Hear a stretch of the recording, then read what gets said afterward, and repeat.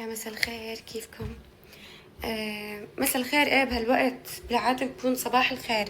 يلي ما بيعرف انه انا مزبطة نومتي وهيك بلشت اظبط حياتي. ما قلت لكم خلاص؟ عم تقولوا لي شو بدك تفطري؟ كنت فاتحة لايف قلت لكم خلاص حسوي لكم على سناب. امبارح شفت هي المرتديلا التركية، اكيد تعرفوها، فبدي افطر منها وجبنة. ما بعرف من ايمت هالماركت اللي جبنا منزل منتجات تركية، بس حرفيا منزل كل شيء. كان بدي اللبنة الخضراء، اكيد بتعرفوها، بس مع الاسف ما لقيت. في ماركت بس ابعد من هذا اللي جنبنا بيبيع منه، فشكلي بعد هيك بس تغيب شوي الشمس هروح اشتري. ايمت فقت ولا لكم؟ فقت الساعة 9 الصبح. حلمت حلم يا بموت. ما صدقت فقت، والله كابوس حرفيا.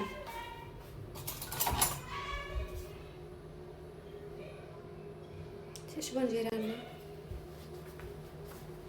أول مرة بسمع صوت الجيران، يعني أحلى شي لما ما أصور طلعوا الهدوء فظيعين.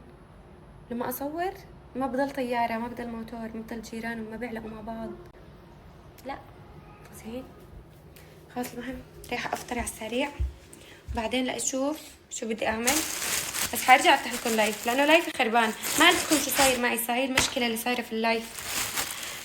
شفتوا مكان ما بحدث التيك توك مقفل عندي، مو حاطة أنا دفع شهري، وصار لي 2.5 تقريبا 3 أشهر، فصار عندي مشكلة بالحساب وحاولت حلها وزبطت الموضوع على الفاضي.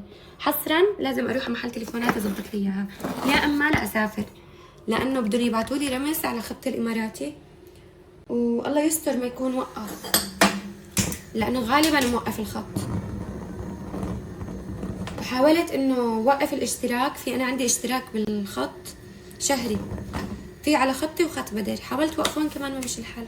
لازم راجع اقرب فرع للشركه، وهون ما في منه، حصرا بالامارات.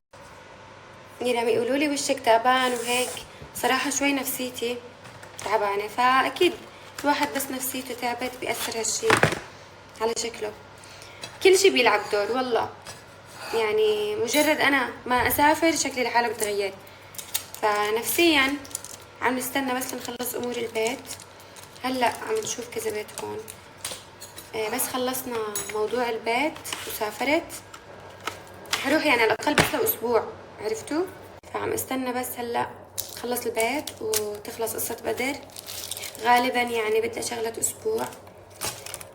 وبعدها يعني نشوف شو رح نسوي. الله يكتب لي فيه الخير، لانه ما عاد سبق اقول بدي اسوي هيك واعمل هيك، بقول وبخطط اخر شي ما بصير غير اللي كتبه الله. فعم تعب مخي على الفاضي، كل شي عم خطط له ما بيصير. سبحان الله، عن جد ما بعرف شو قصة هالمشكلة. في ناس قالت لي لانه انت عم تفكري في هالشي، بس لا ما دخل. في شغلات ما عم فكر فيها خلص لا اراديا محتاجة شو اسوي، لا اراديا ما عم تزبط.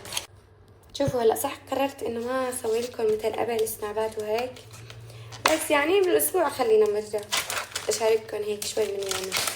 يعني صار لي زمان ما سويت لكم. هلا كنت فاتحة لايف قلت لهم رايحة اكل، محتاجة شو اكل. اخر شي قلت لكم خلص بصور لكم على سناب تشوفوا. انا مو صاحبة مع المرتديلا ها.